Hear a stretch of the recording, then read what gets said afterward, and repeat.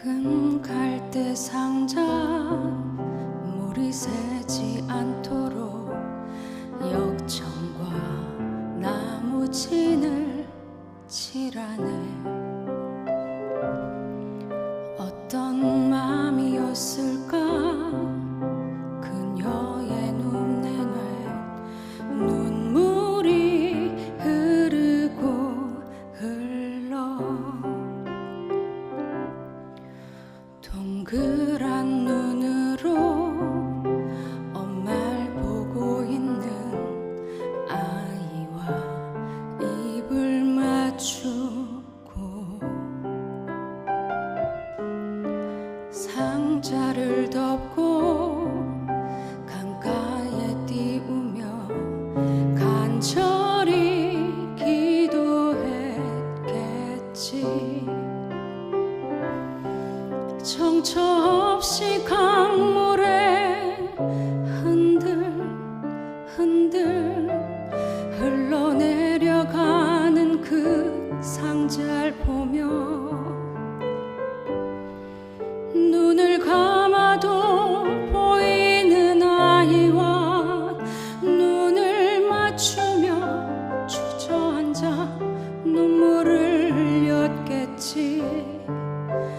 너의 삶의 참 주인, 너의 참 부모이신 하나님 그 손에 너의 삶을 맡긴다. 너의 삶의 참 주인, 너를 이끄시는 주 하나님 그 손에 너의 삶을 드린다.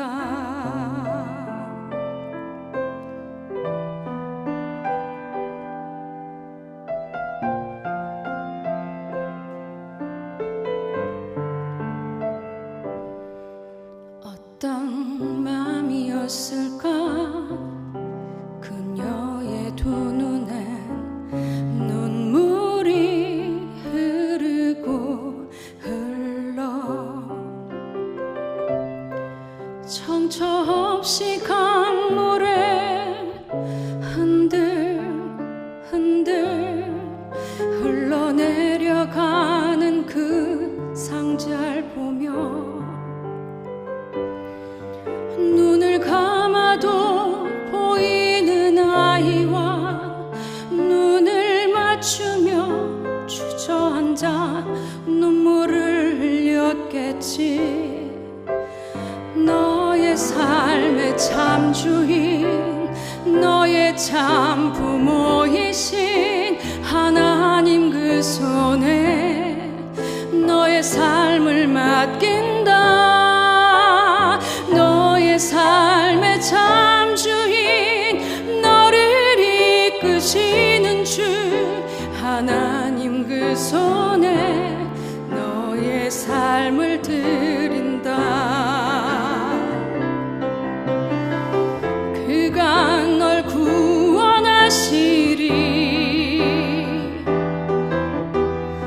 그가 널 이끄시리라.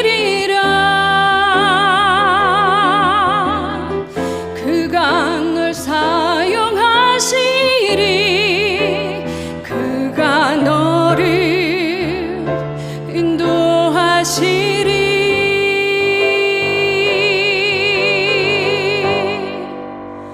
너의 삶의 참 주인, 너의 삶의 참 주인, 너의 참 부모이신 하나님 그 손에 너의 삶을 맡긴다. 너의 삶의 참 주인, 너를 이끄시는 주 하나님 그 손에 너의 삶을 드린다. 너의 삶의 참 주인, 너의 참 부모이신 하나님 그 손에 너의 삶을 맡긴다. 너의 삶의 참 주인, 너를 이끄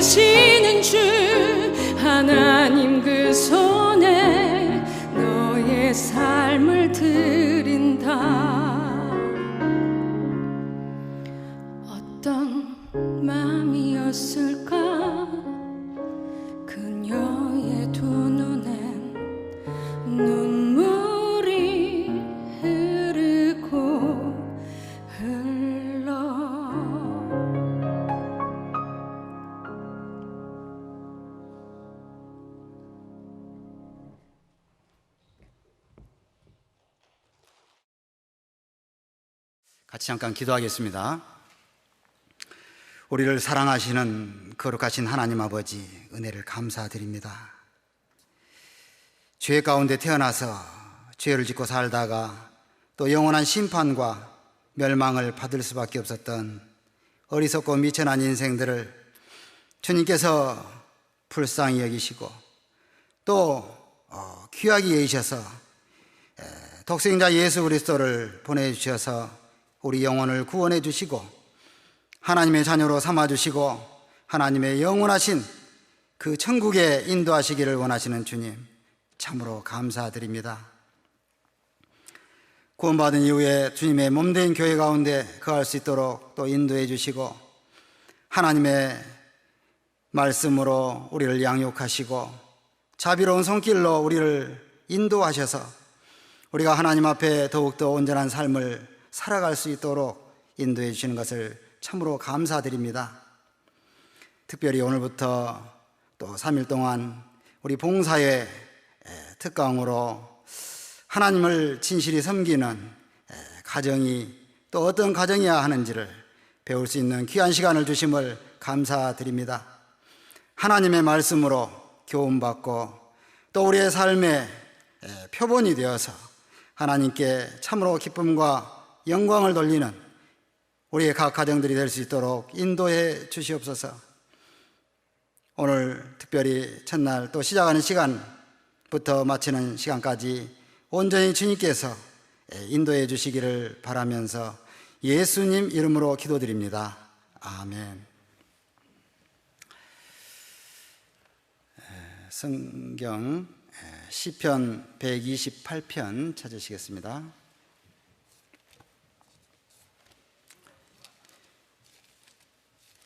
시편 128편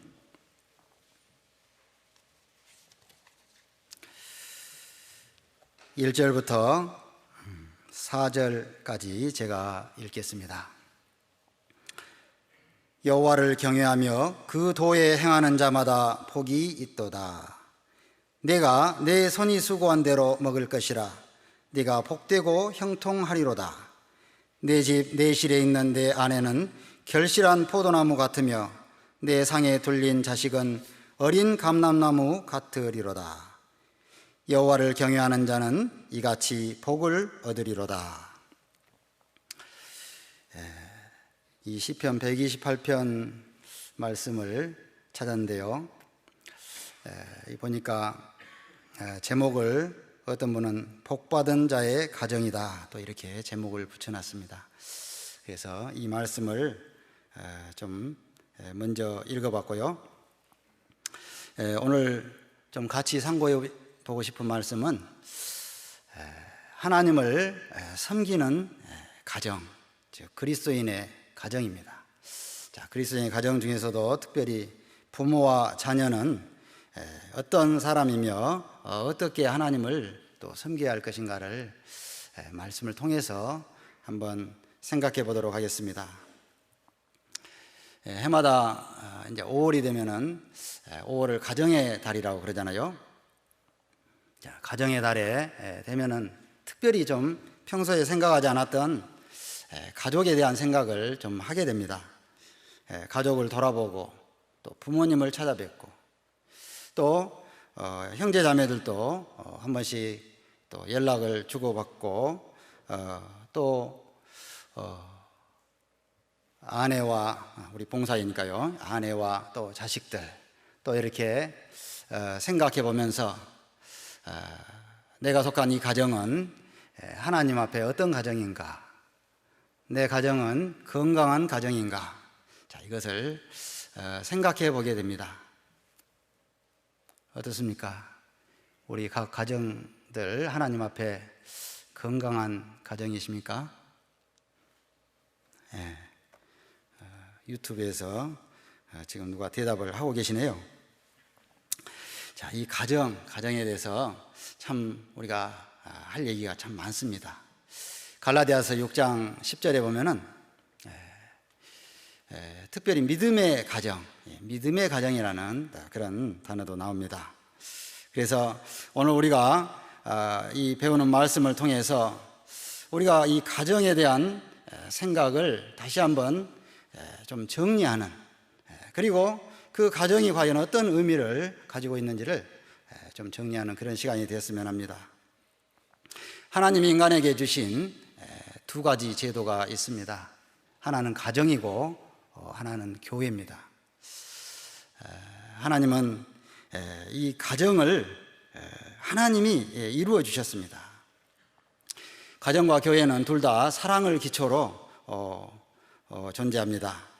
그래서 가정은 결혼을 통해서 부부가 하나가 되어서 가정을 이루고, 또 그 사이에서 또 태어난 자녀들로 인해서 또 이 가정을 또 이렇게 하나로 이룹니다. 그래서 사랑을 기초로 한 공동체다, 그렇게 말할 수가 있고요. 또 교회는 거듭난 그리스도인들로 이루어진 또 믿음의 공동체라고 말할 수 있습니다. 자, 하나님 보시기에는 이 가정과 교회 둘 다 너무너무 소중한 그런 존재입니다. 하나님은 우리 사람을 사랑하시는데 특별히 하나님의 사랑이 머무는 것은 이 가정과 교회라고 그렇게 말할 수 있습니다. 자, 세상에 가정이 참 많지만은 어떻습니까? 사람들이 가정이 무엇인지를 정말 제대로 알고 가정을 이룰까요? 하나님을 모르는 사람들은 이 가정이 어떠한 존재인지, 왜 생겨나게 됐는지조차도 사실 잘 생각하지 않습니다. 막연하게 가정을 이루면 행복할 것이다, 가정을 이루면 뭔가 이제 인생이 좀 더 나아질 것이다 하는 그런 이제 기대를 합니다. 그렇지만은 막상 가정을 이루면서 그 가정 안에 다툼이 시작되고 서로 싸우고 심지어는 서로 갈라서기도 하고 또 때로는 누구를 상대를 죽이기까지 합니다. 참 안타까운 일이죠. 자, 그분들에게 이 가정이 무엇인지를 정말 깨닫게 해준다면 아마 함부로 그렇게 살지는 않을 겁니다. 물론 가정이 어떤 것인가를 정확하게 하려면 구원을 받아야 됩니다. 구원을 받아야 하나님이 우리에게 이 귀중한 이 가정을 주셨구나 하는 것을 알 수 있고, 그래서 이 소중한 가정을 어떻게 잘 가꾸어 가고 그 안에 정말로 행복이 어떠한 것인가를 이제 알 수가 있다 하는 것입니다. 자, 그래서 우리는 이 가정은요, 그리스도인의 이 가정은 존재 목표가, 존재 목적이 바로 하나님을 위해서 존재한다, 그렇게 말할 수 있습니다. 세상에 존재하는 모든 것이 다 하나님을 위해서 창조되고 만들어졌습니다. 특별히 사람은 하나님을 위해서 지음받은 존재죠. 그리고 가정도 역시 하나님을 위해서 만들어진 존재입니다. 가정은 교회 안에서는 교회의 작은 기초 단위가 되고, 또 배운 말씀을 가장 1차적으로 실천할 수 있는 실천의 장이기도 합니다. 그리스도인들조차도 교회와 가정이 전혀 별개의 것이라고 이렇게 생각하기가 그렇게 생각하는 사람들도 있습니다. 제가 이 지역교회를 아주 작은 그 지역교회를 이렇게 오랫동안 목회를 해보면서 한 가정의 소중함이 정말 얼마나 소중한 것인가를 아주 뼈저리게 느끼는 그런 시간들을 많이 가졌습니다. 우리 광주는 식구들도 많고 가정도 많고, 그래서 그 한 가정의 소중함을 잘 모를 수도 있을 겁니다. 가정이 없으면은 교회가, 한 지역에 교회가 성립하지 않습니다. 그 믿음의 가정, 그 믿음의 가정을 기초로 해서 교회가 형성이 되고 하나님의 뜻이 이제 그 지역에 나타나는 겁니다.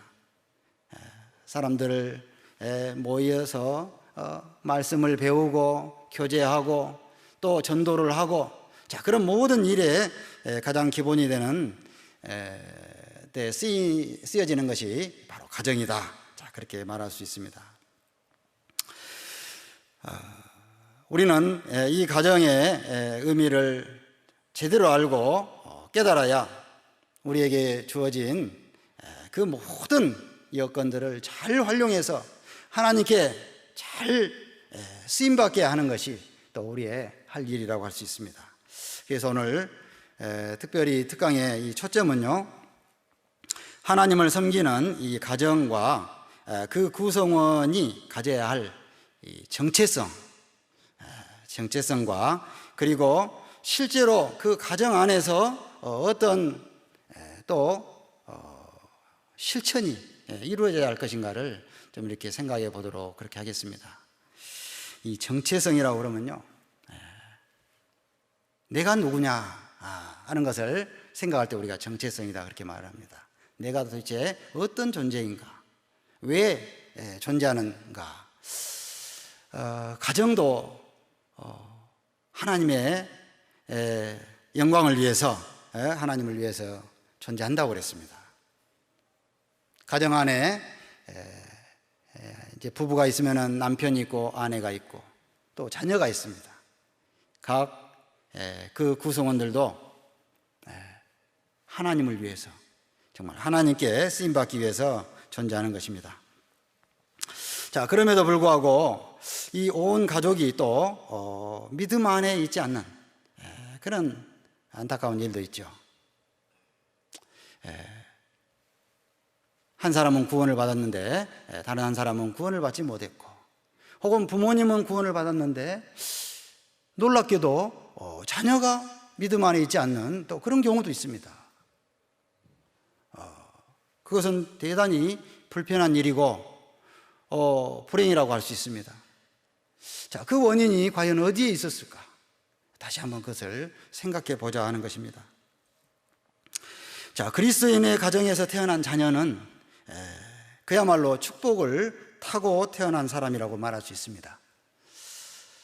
세상에서 이 기독교인 가정에서 태어난 사람들을 모태교인이라고 그러는데요, 그리스도인 가정에서 태어난 자녀들을, 글쎄요, 이거 제가 하는 말입니다. 모태 그리스도인이다, 이렇게 말할 수도 있다는 겁니다. 물론 태어나면서부터 그리스도인이 된 건 아니죠. 그러나 그리스도인 가정에서 태어난 자녀가 그리스도인이 될 확률은 몇 %일까요? 대단히 높겠죠. 100%라고 하면 제일 좋겠지만은 그렇지 못하는 경우도 있기 때문에 100%라고 그렇게 말하기는 어려울 겁니다. 자, 우리는 그래서 도대체 그러면 이 가정 안에 하나님이 이 축복해 주신 이 가정, 또 하나님이 축복해서 태어난 그리스도인 가정에서 태어난 그 자녀가 주님을 섬기는 사람으로 성장하고 자라가야 되는 것은 너무나도 당연한 일인데, 자, 그것을 왜 우리가 혹 실패하는 경우가 있을까? 자, 이것을 좀 생각해 보려고 합니다. 성경에 최초의 가정이 있습니다. 잠깐 성경 한번 보겠습니다. 창세기 2장입니다.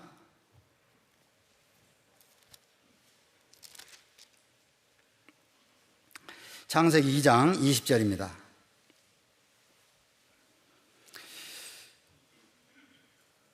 제가 읽겠습니다. 아담이 모든 육축과 공중의 새와 들의 모든 짐승에게 이름을 주니라. 아담이 돕는 배필이 없으므로 여호와 하나님이 아담을 깊이 잠들게 하시니 잠들매 그가 그 갈빗대 하나를 취하고 살로 대신 채우시고 여호와 하나님이 아담에게서 취하신 그 갈빗대로 여자를 만드시고 그를 아담에게로 이끌어 오시니 아담이 가로되 이는 내 뼈 중에 뼈요 살 중에 살이라. 이것을 남자에게서 취하였은즉 여자라 칭하리라 하니라. 이러므로 남자가 부모를 떠나 그 아내와 연합하여 둘이 한 몸을 이룰지로다. 아담과 그 아내 두 사람이 벌거벗었으나 부끄러워 아니하니라. 자, 이 최초의 가정이죠. 처음에 하나님이 아담을 지으시고 아담의 독차하는 것이 보기에 좋지 못하니 내가 그를 위하여 돕는 배필을 지으리라. 갈빗대를 뽑아서 그 아내 하와를 지어주셨습니다. 그리고 하와를 이끌어 오셨습니다. 이끌어 오셨다는 건 뭐겠어요? 이제 아담에게 인계인수하는 거잖아요. 우리 결혼식 할 때 신부를 그 신부 아버님이 이렇게 되게 이렇게 쭉 이끌고 와가지고 신랑에게 딱 인계를 해주잖아요. 그 잘 모르는 사람들은 신랑 신부가 막 같이 입장을 해버리는데 그 좀 성경적이지 않습니다. 인계인수를 해줘야 돼요. 지금까지는 내가 잘 양육하고 키웠지만 이제부터는 자네에게 맡기네 하면서 이렇게 이제 그 사위에게 이제 맡기는 겁니다. 그렇게 해서 한 가정이 이루어지는 거예요. 너무 좋죠. 아름답죠. 그 가정을 이루어 주신 것이 바로 하나님이다 하는 거예요. 하나님이 축복해 주셨습니다. 자, 하나님이 보실 때 얼마나 아름다웠겠습니까? 자, 그런데 문제가 생겼죠. 하와가 이 뱀 속에 역사하는 이 사탄 마귀의 꼬임을 받아가지고 선악과를 먹었습니다. 그리고 그 선악과를 아담에게 가져다 줬습니다. 하여튼 과정은 어떤지 몰라도 아무튼 아담도 먹었습니다. 자, 그렇게 해서 인류에 이제 죄가 들어오고 이 불행이 들어오게 됐습니다. 자, 여기서 우리가 좀 생각해 볼 것은 이 하와는 아담을 가장으로 모시지 않았다는 거예요.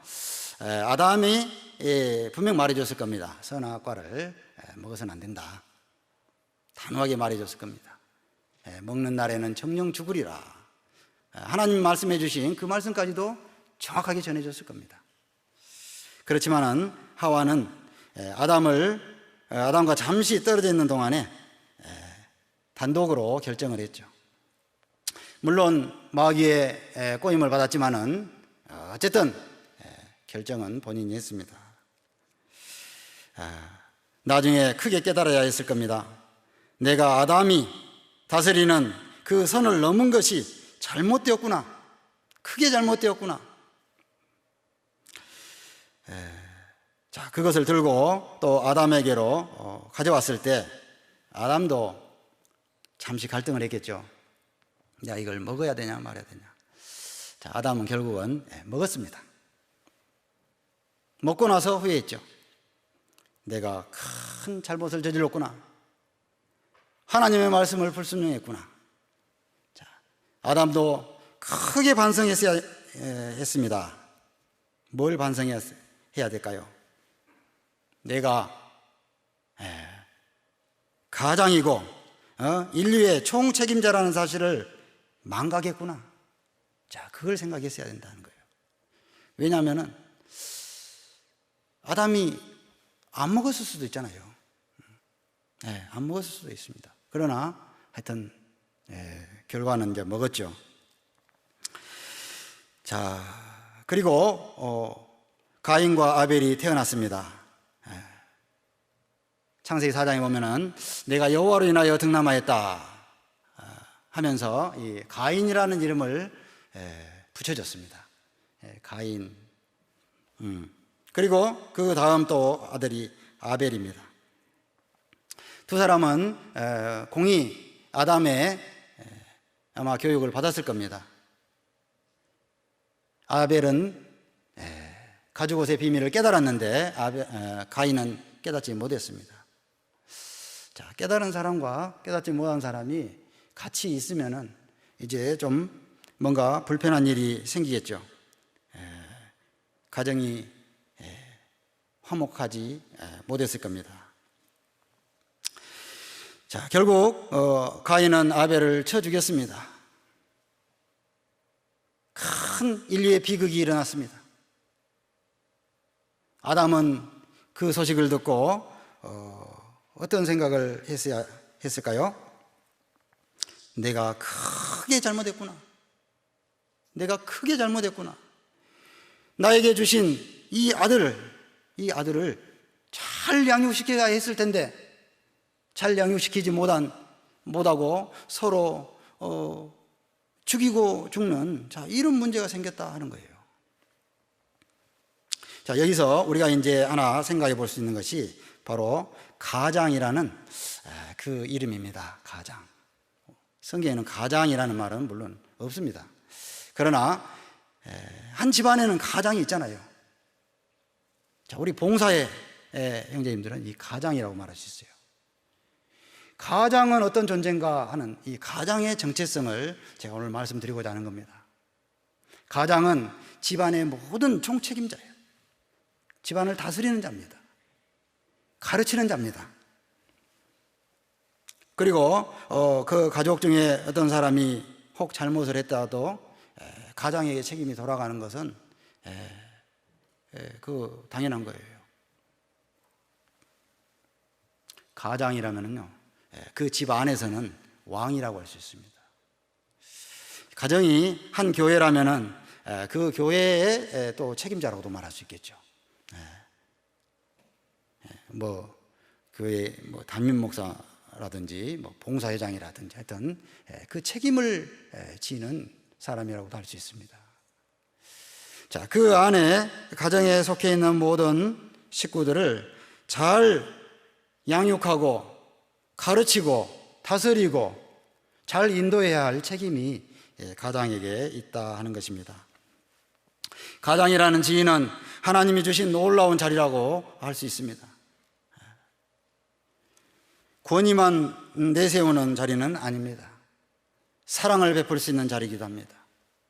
가족을 지극히 사랑하는 그 사랑을 베풀 수 있는 자리입니다. 에베소에 보면은 남편들아 아내 사랑하기를 그리스도께서 교회를 위하여 자신을 주심같이 하라. 자기 목숨을 다 바쳐서 자기 가족을 사랑해야 할 그런 또 책임도 있습니다. 그리스도인의 부모로서 이제 가장의 정체성을 다시 한번 생각해 봤으면 좋겠습니다. 가장은 분명히 권한도 있고 또 의무도 있고 능력도 있습니다. 자, 이 한 가정이 하나님을 섬기는 가정으로 잘 세워지고 그 하나님께 귀하게 쓰임을 받는 가정이 있다면 정말 아름다운 가정이라고 할 수 있을 겁니다. 하나님은 그 상이 결코 작다고 하지 않을 겁니다. 하나님 앞에 갔을 때 우리가 물론 이 세상에서 또 이제 교회 안에서도 물론 우리가 크게 여러 가지 역할들을 다 합니다. 그러나 등잔 밑이 어둡다고 가장 가까이에 있는 가족을, 자녀를 잘 인도하지 못한다면 그건 또한 대단히 잘못된 것이다, 그렇게 말할 수가 있습니다. 그래서 좀 정리를 하자면요, 첫째는 가장의 확실한 믿음이 중요하다는 겁니다. 하나님을 믿는 믿음과 또 가족을 사랑하는 믿음, 자, 그 확실한 믿음이 중요합니다. 그리고 가장은 가족 구성원들을 잘 다스리고 이끌어야 할 책임이 분명히 있다는 것을 꼭 생각을 해야 됩니다. 그리고 가장은 어떠한 환경의 변화에도 일관성 있게 잘 이끌고 가야 될 또 책임이 있습니다. 가족을 향한 뜨거운 사랑, 특별히 그리스도 안에서 귀한 성도로서 잘 인도해 가야 할 또 그런 책임이 있다는 것입니다. 그래서 자, 이제 우리가 믿음의 가정, 이 믿음의 가정의 조건을 좀 살펴보면요, 물론 첫 번째는 올바른 믿음이 있어야 되죠. 구원을 받아야 되죠. 자, 거듭난 그리스도인들이 이제 구원을 받고 나면은 자기 중심의 삶에서 주님 중심의 삶으로 바뀝니다. 그리고 영혼 구원 중요히 여기죠. 복음을 중요하게 여기죠. 자, 그런 가치관이 형성이 돼야 됩니다. 그러면서 믿음 안에서 이제 가정을 이루게 됩니다. 청년들이 이렇게 이제 장성해서 서로 이렇게 이제 교회에서 짝을 맺어주잖아요. 그래서 가정을 이루게 되는데, 결혼을 결심하기 전에 반드시 중요한 합의가 이루어져야 됩니다. 반드시 중요한 합의가 이루어져야 돼요. 그게 뭘까요? 이 가정을 정말 하나님이 기뻐하시는, 하나님께 참으로 드려지는 그런 가정으로 만들겠습니다 하는 그런 합의가 이루어져야 돼요. 세상에서 여러 사람들이 뜻을 모아서 어떤 일을 이루는 것은 쉽지 않은 일입니다. 그러나 두 사람이 합의해가지고 어떤 것을 이루는 것은 그렇게 어려운 일이 아닙니다. 가정을 이루는 사람들, 중요한 합의가 이루어져야 돼요. 그래서 결혼하기 전에 이제 서로 만남을 가지면서 반드시 이런 교제가 이루어져야 되죠. 가정을 이루게 되면은 우리가 어떻게 살면 좋을까요? 가정을 이루고 나서 우리 가정이 하나님 앞에 어떤 가정이 됐으면 좋을까요? 그런 서로 의견들이 주고받으면서 합의가 이루어져야 된다. 그것이 참 중요한 것이라고 생각이 됩니다. 이 결혼 전의 이 신앙은요, 사실 아무리 신앙이 좋다 해도 아직 제대로 이렇게 어떤 실전에 임한 어떤 그런 거기서 검증된 그런 신앙이라고 볼 수는 없습니다. 물론 이제 청년 때도 열심히 봉사하고 하는 그런 형제자매들이 많이 있습니다. 그러나 가정을 이루고 나서는 정말로 이제 새로운 가정 단위로 하나님께 쓰임 받는 그 일을 이제 배우게 되는 것이죠. 그래서 무엇보다도 이 형제가 참 중요하죠. 형제가, 이 가장이 참 중요하다는 거예요. 가장이 확실한 신앙을 가지고 확실한 가정을 하나님 앞에서 어떻게 이루고 어떻게 하나님께 드려지는 그런 삶을 살 것인가, 그 확실한 그 교회관과 어떤 그 가정관을 형성을 해야 됩니다. 그래서 그렇게 가정이 이제 이루어지고 나면은 그 다음에는 그 가정을 통해서 태어난 자녀들, 이 자녀는 정말로 축복된 자녀라고 말할 수 있습니다. 가정의 이 행복은요, 이 자녀들까지 신앙적으로 잘 양육되어야 사실은 문제가 없어요.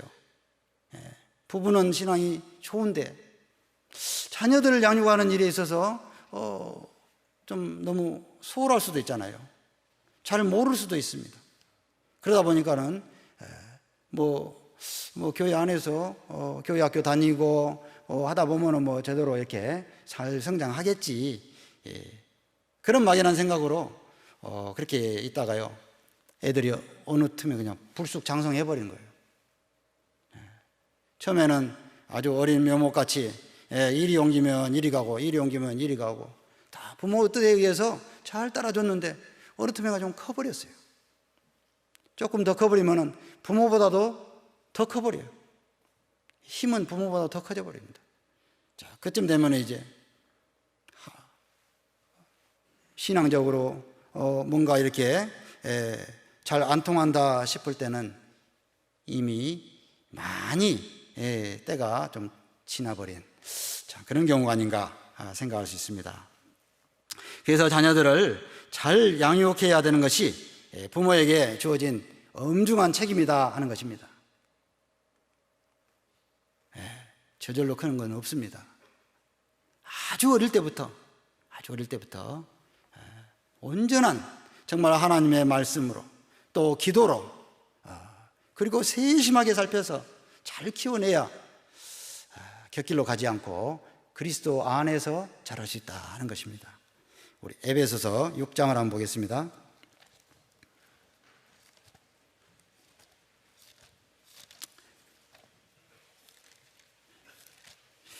에베소 6장 4절입니다. 또 아비들아 너희 자녀를 노엽게 하지 말고 오직 주의 교양과 훈계로 양육하라. 아비들아 그랬어요. 아비들아. 제가 이 가장이라는 말을 썼기 때문에 가장들아 너희 자녀를 노엽게 하지 말고 오직 주의 교양과 훈계로 양육하라. 양육하라 그랬어요. 양육이 저절로 되는 게 아니고 양육해야 된다는 거예요. 주의 교양과 훈계로 양육하라. 주의 교양과 훈계로 양육하는 것이 과연 어떤 것일까? 얘는 아직 어려서 뭘 알겠나? 이런 생각을 하기가 쉬워요. 그렇지 않습니다. 가장 어릴 때부터 뭔가 바로 잡아주지 않으면 안 되는 것이죠. 6장 1절로 3절 또 보겠습니다. 자녀들아 너희 부모를 주 안에서 순종하라. 이것이 옳으니라. 내 아버지와 어머니를 공경하라. 이것이 약속 있는 첫 계명이니 이는 내가 잘되고 땅에서 장수하리라. 자, 자녀들아 너희 부모를 주 안에서 순종하라. 이것이 옳으니라. 하나님의 말씀입니다. 너무나 당연한 것. 자, 그런데 말씀은 들어도 너희 부모를 주 안에서 순종하라. 이것이 옳으니라. 자, 이렇게 했는데 잘 안 듣는 수가 있어요. 잘 안 듣는 수가. 내 아버지와 어머니를 공경하라. 이것이 약속 있는 첫 계명이니 이는 내가 잘되고 땅에서 장수하리라. 자, 이 잘 안 들을 때 이게 문제란 얘기죠. 이게 문제예요. 왜 잘 안 들을까요? 왜 잘 안 들을까요? 좀 생각해 봐야 되지 않겠습니까? 사람은 나면서부터 죄인으로 태어나잖아요. 내가 죄악 중에 출생하였으며 모친이 죄 중에 나를 잉태하였나이다.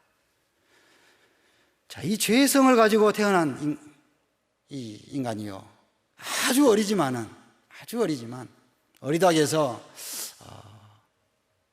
사람 눈에는 잘 안 보일 수도 있어요. 그 죄성이 나타나는 것이 잘 안 보일 수 있지만 세심하게 살펴보면 보일까요? 안 보일까요? 세심하게 살펴보면 다 보입니다. 아니, 태어나는 순간부터 악을 빠락빠락 쓰고 태어나잖아요. 뭔가 기분이 안 좋은 거예요. 태어나는 일이 이 애한테도 쉬운 일이 아니기 때문에요. 이 자녀가 태어나는 일은 참으로 축복된 일이고 정말 감사한 일인데, 그러나 이 애 입장에서는 뭐 피곤한 일이에요. 어머니 뱃속에 따뜻하게 있을 때는 좋았는데 갑자기 밖으로 나가라 하니까 싫은 겁니다. 그래서 악을 빡빡 쓰고 태어나는 거예요. 자, 물론 뭐 막 태어나서야 또 어디 가겠습니까? 몸도 못 가누는데. 그러나 조금 지나면은 자기 소가지가 좀 나오기 시작하잖아요. 우리가 이제 전도 집회 할 때마다 그것을 많이 이렇게 설명을 합니다. 그런데 그런 시기를 잘 포착하지 못하고 그냥 넘겨버리고 그 애한테 뜻 받쳐주고, 그죠? 오냐 하면서 뜻 받쳐주고, 그래 하다 보니까 어느 틈엔가 자기 뜻을 꺾지 않는, 자기 뜻을 바로잡지 않는, 자, 그런 아이로 태어난다는 거예요. 그런 아이로 자라간다는 겁니다. 처음에는 작은 거에서 자기 뜻을 이루었기 때문에 성취감이 있어요. 성취감. 그러다 보니까 어때요? 점점 때를 쓰기 시작하는 거예요. 점점 때를 쓰기 시작하는 거예요. 어떤 애들, 특별히 때를 쓰는 애들 있죠? 막 태어나서부터 그럴까요? 아닙니다. 벌써 뭔가 학습이 됐었어요. 자, 우리가 부모가 그것을 잘 모르고 그냥 간과해버리면요, 나중에는 정말 바로 잡기 어렵습니다. 그래서 내 자녀를 징계하라 그랬잖아요. 징계하라. 이 징계하라는 말은요, 영어로는 correct라고 해요. correct your son. correct란 말은 바로 잡으라는 얘기입니다. 바로 잡으라. 잘 이렇게 바로 잡아줘야 된다 얘기예요. 그런데 그걸 바로 잡지 못하고 그 시기를 지나버리면요, 점점 그 때를 쓰는 강도가 이제 커진다는 거예요. 애들이 때로는 말을 잘 들을 때가 있습니다. 부모들은 많이 속기도 합니다. 우리 애는 참 말 잘 듣는 애라고. 다 이유가 있을 겁니다. 뭔가 말을 잘 들었을 때 얻어지는 것이 있잖아요. 그것이 얻어지는 것이 있기 때문에 그 계산이 벌써 돼가지고요, 말을 잘 듣는 것처럼 보이는 거예요. 결정적인 순간에 말 안 들으면, 자, 그거 어떻게 할 방법이 없어요. 자, 우리가 자녀를 키워보니까 이제 그런 것들도 경험을 하게 됩니다. 잠언 22장입니다. 자, 이제 잠언 말씀을 좀 보도록 하겠습니다. 하나님께서는 이 잠언에 자녀 양육에 관한 많은 말씀을 주셨습니다. 잠언 22장 6절입니다. 마땅히 행할 길을 아이에게 가르치라. 그리하면 늙어도 그것을 떠나지 아니하리라. 부모에게는 자녀를 양육하는 책임이 주어졌다 했습니다. 책임이 주어져 있습니다. 마땅히 행할 길을 아이에게 가르치라. 가르치라. 명령이에요. 이 양육이란 육체적으로 공급해 주는 것뿐만 아니라 정신적인 교육까지, 우리 신앙적인 교육까지 다 포함되는 거예요. 마땅히 행할 길을 어떻게 가르칠까요? 그냥 강압적으로 팔을 끌어서 앉혀놓으면 그게 가르치는 걸까요? 많은 사람들이 그렇게 해서 자기 할 일을 다 했다고 할 수도 있습니다. 그리고 특별히 어떤 별 문제가 이렇게 보이지 않으면 내 아이는 문제가 없구나, 자, 이렇게 생각할 수도 있습니다. 그런데요, 이 가르치라 하는 얘기는 정말 이 마음으로 순종해서 정말 그것을 받을 수 있도록, 마음에서 순종을 해서 받을 수 있도록 가르치라는 얘기예요. 늙어도 그것을 떠나지 아니하리라. 늙어서까지, 그 뭐 어린아이 때는 이렇게 잔소리 해가면서 키울 수 있잖아요. 그러나 다 자란 다음에는 누가 잔소리를 해가면서 키우겠습니까? 늙어도 그것을 떠나지 아니하리라. 늙어도 떠나지 않는 그런 확실한 마음의 변화가 이루어지지 않으면 안 된다는 것을 말씀하고 있는 겁니다. 자, 이게 대단히 어려운 일입니다. 마땅히 행할 길을 아이에게 가르치라. 하나님은 분명히 우리에게 이런 숙제를 주셨습니다. 특별히 자녀를 키우는 부모에게, 그것도 가장에게 그 숙제를 주셨습니다. 우리가 그 숙제를 깊이 생각을 해봐야 될 겁니다. 어렸을 때는요, 이 가르치는 데 있어서 어떤 방법이 좋으냐면은 하나님이 주신 방법이에요. 강력한 힘이 가해져야 된다는 거예요. 그 생각을 완전히 바꿀 수 있는, 조금 이건지 저건지 잘 모르겠다 하면서도 본성이, 죄성이 있다 보니까 본성이 잘못된 쪽으로 먼저 내질러 보는 거예요. 그러면은 강력한 힘이 가해져야 그것을 확실히 버릴 수가 있습니다. 이해되십니까? 그것을 가리켜서 잠언에서는 채찍이라고 그랬고요, 초달이라고 그랬습니다. 잠언 22장 한번 보겠습니다. 22장 15절. 아이의 마음에는 미련한 것이 얽혔으나 징계하는 채찍이 이를 멀리 쫓아내리라. 미련한 것이 얽혔으나, 자, 이 미련한 것이 뭐냐면요, 잘못된 줄 알면서, 안 되는 줄 알면서 한번 고집을 부려보는 거예요. 잘 이해가 되시죠? 미련한 것입니다. 미련한 것이 얽혀 있다는 얘기는 이것저것 잘 분별이 안 된다는 얘기예요. 좀 안 된 것 같이 느껴져요. 그리고 요즘 교육에 이제 세상에서 교육하는 방법이 이 학교에서도 체벌을 못하게 하잖아요.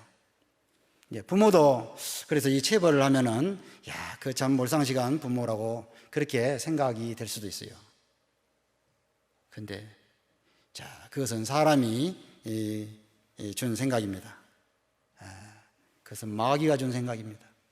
마귀는 그때를 잘 넘겨버리면 돼요. 그때를 잘 넘겨버리면은 그 다음에는 이제 마음대로 움직일 수 있으니까. 마귀는 사람에게 인간적인 인정적인 그런 생각을 이렇게 넣어서 어떻게 체벌을 하냐, 야만적으로, 자, 이런 얘기들을 한다는 거예요.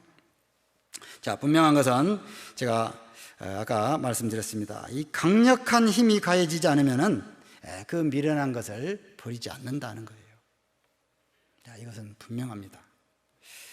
자, 그래서 하나님은 이제 우리에게 이 징계할 수 있는 이 징계권을 사용할 것을 말씀하시는 거예요. 부모에게 그 권한을 맡겨주셨습니다. 뭐 어린이집 부모가 그것을 행사할 수 없습니다. 학교 선생님도 그걸 행사할 수 없습니다. 오로지 부모만이 그것을 행사할 수 있습니다. 자, 그런데 그것을 잘 알아야 또 제대로 교육할 수 있다 하는 것입니다. 그냥 무작정 또 매를 때리고 그러면은 안 되겠죠. 그 감정이 거기에 배 있으면 안 되는 거예요. 그래서 참 매를 때리는 일은요, 정말로 신중해야 되기는 합니다. 가능하면은 우리 경험상 보면은 어렸을 때, 아주 어렸을 때 효과가 제일 좋습니다. 또 잠언 29장 17절 한번 보겠습니다. 잠언 29장 17절. 종은 말로만 하면 고치지 아니하나니 이는 그가 알고도 청종치 아니함이니라. 이 육신이 종이라고 할 수 있잖아요. 육신. 이 말로만 하면 고치지 아니하나니 이는 그가 알고도 청종치 아니함이니라. 자, 자녀를 키울 때 말로 해도 될 것을 왜 꼭 매를 때리냐고 또 이렇게 반론을 제기하는 사람이 있습니다. 말로 하면은 잘 될까요? 자기 생각으로 그렇게 교육을 시키다가는요, 나중에 가서 이제 후회하게 될 때가 있다는 거예요. 자, 그래서 이 자녀를 키우는 데는 정말 하나님께서는 이 매를 때리라고 했어요. 매를 때리라고. 좀 듣기에 좀 그렇죠. 또 잠언 13장 보겠습니다. 13장 24절. 초다를 참아 못하는 자는 그 자식을 미워함이라. 자식을 사랑하는 자는 근실히 징계하느니라. 초달, 역시 채찍질입니다. 회초리 같은 건데요. 초달을 참아 못하는 자는 그 자식을 미워함이라. 참아 못한다는 것이 뭐예요? 그렇죠? 얘를 어떻게 때려? 때릴 때 어디 있다고 때려? 이 연약한 살에 피가 나면 어쩌라고? 개인적으로 저도 자녀를 이제 둘을 이렇게 지금 키우고 있는데요. 지금은 이제 청년이 됐기 때문에 어느 정도 이제 뭐 그런 간섭에서 조금 벗어나기도 했습니다. 어렸을 때, 아주 어렸을 때가 중요해요. 정말 이 말씀을 저는 먼저 이렇게 배웠기 때문에 말씀대로 그렇게 행했습니다. 정말 정말 잘 걷지도 못하는 그때 이게 보니까 반항기가 막 나오더라고요. 이렇게 하나님이 이때 초달을 하라고 했구나. 근데 이게 막 안 되는 거예요. 이게 참아 못하는 거예요. 참아. 눈물을 삼키면서 내가 지금은 비록 나도 잘 모르겠지만 아무튼 하나님이 하라고 하시니까 하나님의 뜻대로 그래서 눈물을 삼키면서 매를 대기도 했습니다. 참고로 저는 초등학교 3학년 이후에는 매를 들어본 적이 없습니다. 아주 어렸을 때 이미 다 해결이 됐기 때문에 저는 이렇게 매를 그 이상 들어본 적이 없습니다. 아무튼 지금도 이제 교재로 말씀으로 또 인도해야 될 그런 일들이 이제 많이 있죠. 그리고 때로는 속이 좀 올라와도 이제는 오래 참고 이제 오래 참을 수밖에 없습니다. 지금은 이제 어떤 매를 대 가지고 이제 할 수 있는 그런 때가 좀 아니기 때문에요. 그러나 자녀들이 그런대로 빗나가지 않고 이렇게 자라준 것을 보면은 정말로 참 감사가 됩니다. 자, 하나님은 이 처다를 참아 못하는, 자, 이것을 자식을 미워한다 그랬어요. 자식을 사랑하는 자는 근실히 징계하느니라. 아마 공감이 되신 분들이 많을 겁니다. 어쩌면은 시간이 많이 흘러서 이미 자녀들이 장성해버린 이후에 내가 그 어렸을 때 내가 이 부분을 좀 소홀히 여겼구나, 참 그렇게 생각하고 아마 후회가 되는 분들도 혹 있을 수도 있습니다. 사람이 왜 그 시기를 놓칠까요? 첫째는 그 중요성을 몰라서 그럴 수도 있고요. 그리고 인정상 너무 사랑스러우니까 이게 참 손대기가 어렵죠. 또 내가 같이 잘 돌봐주지도 못하고 잘 먹이지도 못해서 또 불쌍해서 그럴 수도 있어요. 미안해서 참아 못하는 수도 있습니다. 그런데 하나님은 자식을 사랑하는 자는 근실히 징계하느니라. 근실히 아주 중요한 책임이다 하는 것을 말씀하고 있습니다. 자, 이 교육의 이 주체가 이 아버지입니다. 아버지. 우리 말에도 이 엄부자모, 엄한 아버지의 사랑이 많으신 어머니, 엄부자모라는 그런 말이 있는데요. 아버지는 좀 이렇게 엄하셔야 된다 하는 거예요. 그렇다고 항상 인상 쓰고 그렇게 살아라는 얘기는 아니죠. 요즘 시대에는 아버지와 자녀들이 아주 소통이 잘 됩니다. 잘 놀기도 하고. 우리 어렸을 때만 해도 아버지하고 별로 대화가 없었잖아요. 내가 학교에 있었던 일, 친구들 간에 있었던 일 한 번도 얘기해 본 적이 없습니다. 당연히 그냥 아무 얘기도 안 해도 되는 줄 알았어요. 그건 아니더라고요. 자녀를 키워보면서 많은 대화가 필요하다는 것을 이렇게 느낍니다. 자, 이 교육의 주체는 아버지입니다. 아버지는 가정에서는 하나님의 대리자라고 말할 수 있습니다. 그 자녀에게는 하나님의 대리자예요.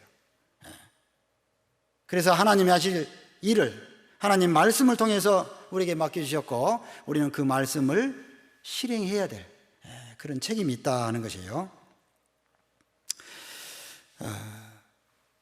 자, 우리는 그래서 어떠한 경우에도 포기할 수 없는 그런 귀한 존재라는 사실을 우리가 생각을 해야 된다 하는 거예요. 적어도 내 가족은 정말 포기할 수 없지 않습니까? 내 자녀 포기할 수 없습니다. 아무리 힘이 들어도 좀 늦었을 수 있죠. 교육을 훈계하기에 좀 늦었을 수 있어요. 그럴 때는 이제 많은 인내가 필요합니다. 그러나 아무리 인내가 필요하다 할지라도 포기할 수 없습니다. 그 자녀를 잘 키워야 된다 하는 겁니다. 잠언 4장 보겠습니다.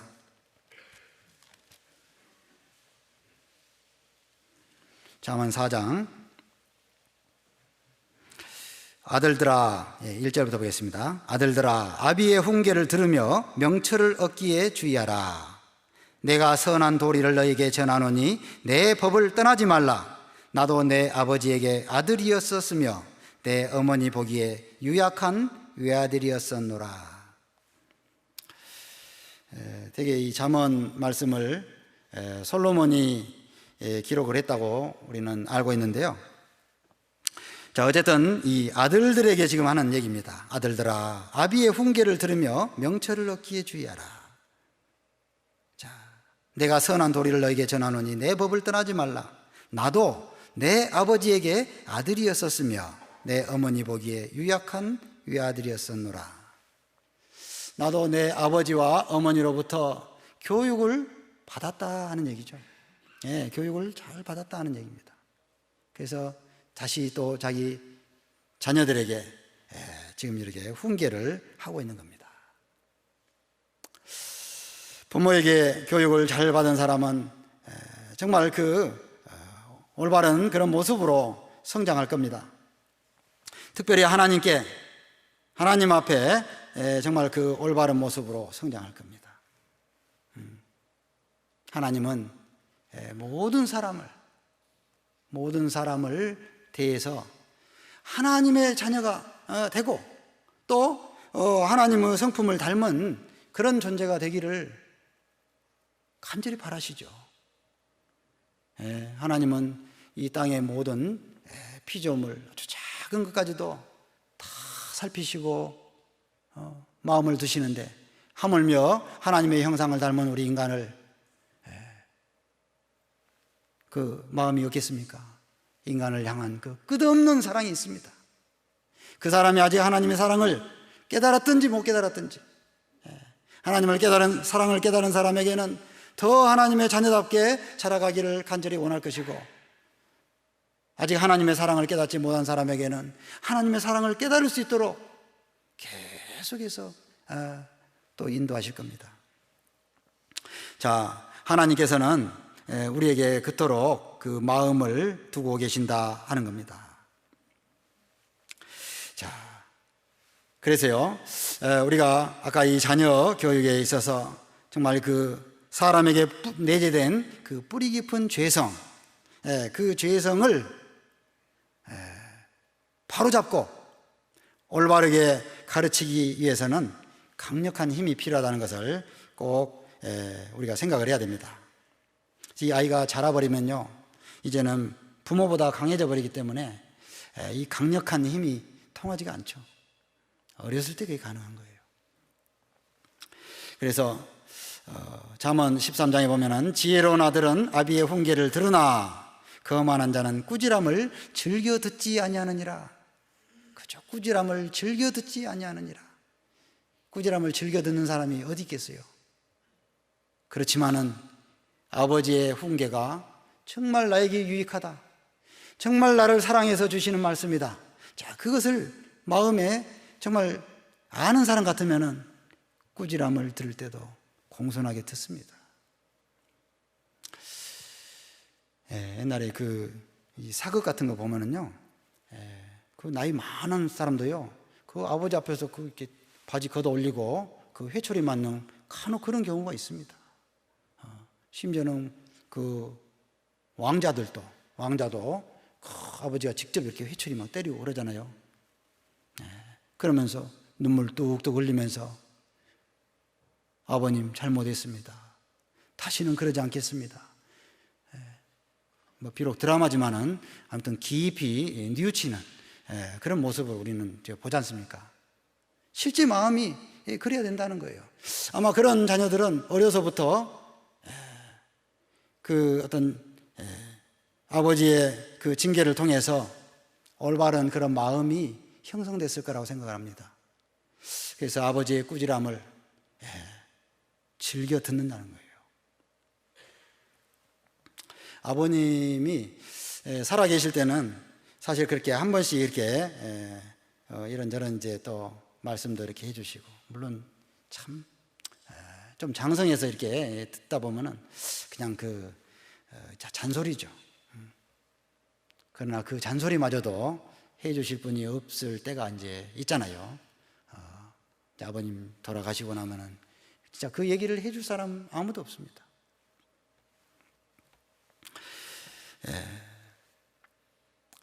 자, 그래서 어떤 자녀는 아비의 훈계를 듣지 않을 수 있습니다. 자, 왜 그럴까요? 자녀가 어릴 때 중심에서 순종을 배우지 못해서 그렇다는 겁니다. 중심에서 순종하는 법을 배우지 못해서 그냥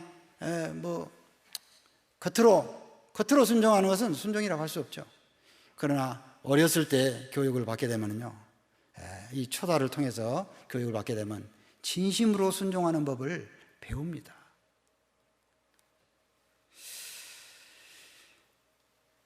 부모에게 순종하는 자녀가 또 하나님께도 순종할 수 있습니다.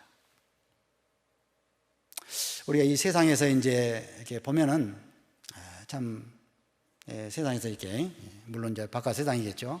바깥 세상에 보면은 온통 불평 불만이 많은 사람들이 있잖아요. 하나하나 아무것도 마음에 드는 게 없어. 간혹 우리도 습관적으로 또 그런 어떤 불평 불만을 혹 할 수도 있습니다. 자기 안에 아직 내재되어 있는 그런 불평 불만의 어떤 그런 소지가 있기 때문에 그렇다는 거예요.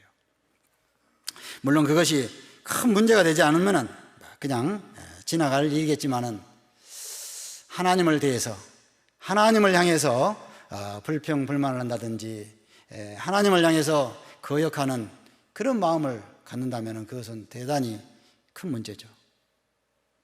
이스라엘 백성이 광야 생활할 때 하나님 앞에 원망하고 불평하고 그러면서 얼마나 많은 사람이 죽었습니까? 그것은 우리에게 다 거울로 보여주는 거잖아요. 다 거울로 보여주는 거예요. 그래서 이 순종하는 법을 이렇게 배워야 된다 하는 것을 우리가 좀 생각을 해야겠고요. 그 다음에 조금 더 나아가서 이 가정의 리더가 가장이라고 그랬습니다. 이 가정의 리더는 목표와 방향을 설정하는 데도 큰 영향력이 있습니다. 어떤 단체든지 거기도 리더가 있잖아요. 뭐 팀장, 사장, 회장, 이 회사 같으면요. 가정에도 가장이 있습니다. 그 가장은 이제 그 가족이 하나님 앞에서 어떤 자세로 살아갈지, 어떻게 교회 안에서 쓰임을 받을지, 그리스도인으로서 올바르게 살아가는데 중요한 또 어떤 방향 제시를 해줄 수 있습니다. 이것은 이제 좀 더 하나님 앞에 적극적인 그런 이제 어떤 모습이라고 할 수 있습니다. 순종을 배웠을 뿐만 아니라 하나님께 이제 쓰임을 받기 위한 그 아름다운 가정으로 또 만들어 가야 된다 하는 거예요. 이것도 역시 참 많은 부분이 이 자녀에 대해서 이 관련이 돼 있죠. 부모님이 이 교회 안에서 열심히 이렇게 봉사하고 수고하는 그런 가운데도요, 자녀들을 동참시키지 않은 경우가 있어요. 왜 그럴까요? 아직 얘는 그 일을 하기에 좀 적합하지 않기 때문에 그렇게 판단하는 거예요. 물론 어려운 일은 못하죠. 그러나 가능하면은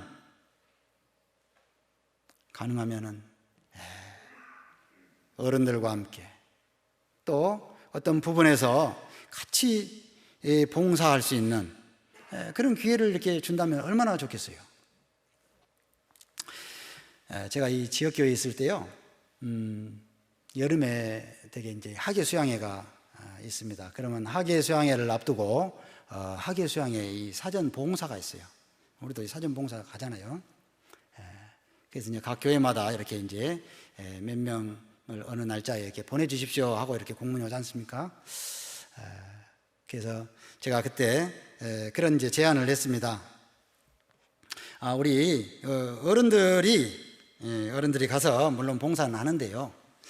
우리 중고등 학생들도 좀 가서 좀 이렇게 같이 좀 참여하면 어떨까요? 그러니까 중고등 학생들이 가서 뭘 하겠어요? 그렇죠. 뭘 꼭 한다기보다도 그래도 가서 땡볕에 땀이라도 좀 흘리고 오면은 우리 수양관을 바라보는 그 마음이 또 학예 수양회를 어떤 그 준비하고 또 아니면은 그 일을 위해서 힘쓰는 어른들이 얼마나 수고하는지를 좀 이렇게 보고 배울 수 있는 기회가 되지 않을까요?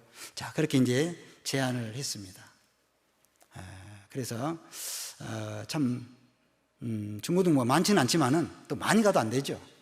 많이 가도 또 오히려 이게 일에 장애가 되니까 한 몇 명 이렇게 같이 딸려 보낸 일이 있습니다.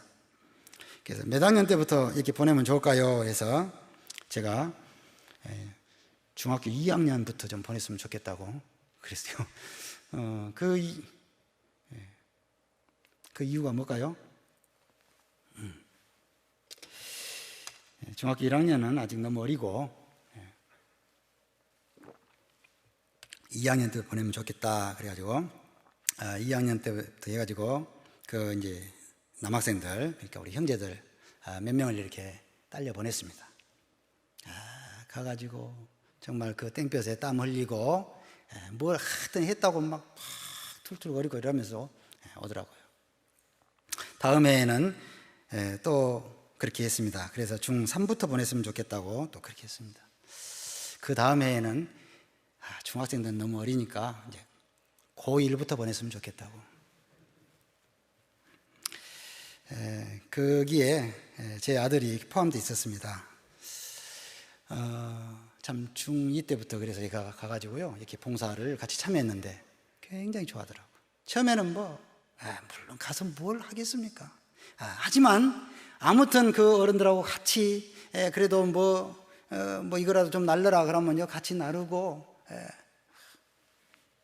그래서 그러면서 거기에서 땀 흘린 후에 먹는 그 점심 식사의 그 달콤한 맛, 간식 때 또 아이스크림 하나씩 또 돌렸다고 하는데 아이스크림 그 먹는 맛, 자, 그 맛은 땀 흘려본 사람이 아니면 잘 모르잖아요.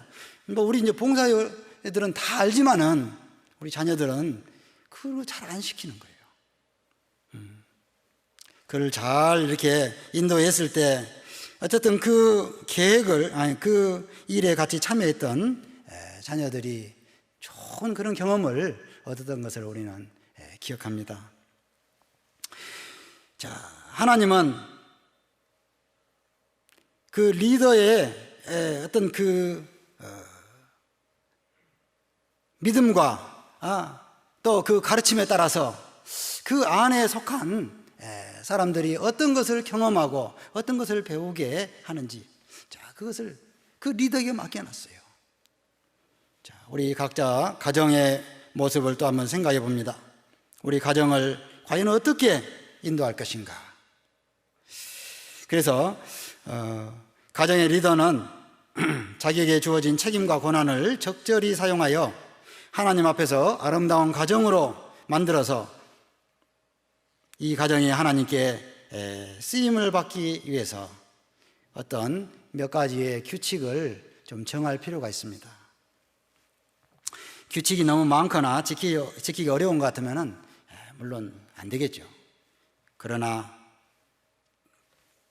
작지만은 몇 가지 안 되지만은 반드시 지켜져야 되는 것, 반드시 지켜져야 되는 것을 꼭 규칙으로 정할 필요가 있습니다.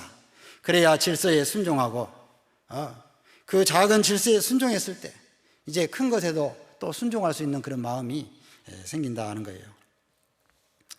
예를 든다면 이제 아침에 기상 시간이라든지, 글쎄요, 요새 자녀들 기상 시간 정하기가 쉬울지 모르겠습니다. 저녁 귀가 시간이라든지, 식사를 위해 모이는 시간이라든지, 또 아니면 가정 안에서 그리스도인으로서 건전한 교제를 갖기 위한 어떤 모임의 시간이라든지, 자, 그런 것들을 정할 필요가 있습니다. 또 집안에서 어떤 부모님께 예를 들어 부모님, 아버지 출근하실 때 인사를 드리는 거라든지, 그 너무나 당연한 거 아니겠어요? 그러나 그런 규칙들도 사실은 이게 지켜지기는 좀 쉽지 않은 경우도 있습니다. 가장은 자, 그것을 힘들지만은 세우고 지켜가야 될, 유지해야 될 책임이 있다는 겁니다.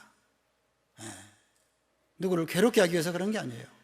하나님 앞에서 올바른 사람으로 키우기 위해서 그것을 해야 될 의무가 있는 것입니다.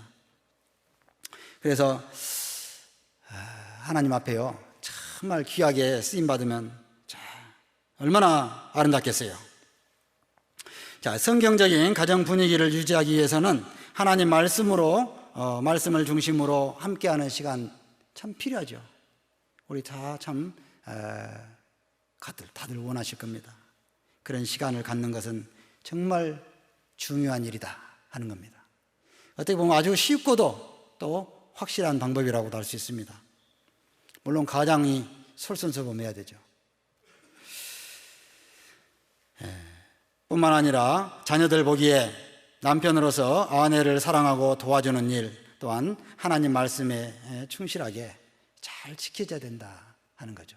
본을 보여서 자녀를 교육하는 것이죠. 골로새서 한번 보겠습니다. 골로새서 3장